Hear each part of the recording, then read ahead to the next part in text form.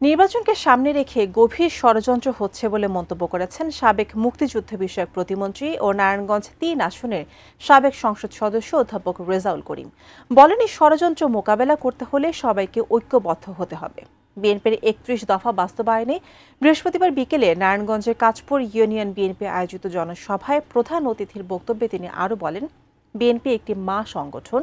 মাকে যেমন ভালোবাসি, বিএনপিকেও তেমনি ভালোবাসি। এবার দেশের জনগণকে ভালোবাসা দিয়ে আগামী নির্বাচনে ধানের শীষের প্রার্থীকে বিজয়ী করে আনা হবে বলেও উল্লেখ করেন তিনি।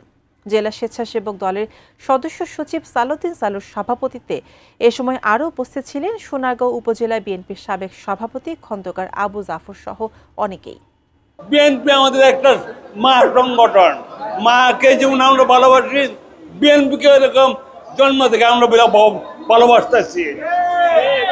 যে আজকে আমাদের নেত্রীর জন্য আমরা দোয়া করব, আল্লাহ যেনকে সুস্থ করে দেন, সুস্থ করে দেয় তাড়াতাড়ি, এবং ওনার নেতৃত্বে এবং তাদের বর্তমান ভারপ্রাপ্ত চেয়ারম্যান ওনার নির্দেশনায় যে কথা বলছেন সেই কথা আমি ভাষা বলতে পারবো না ভাই।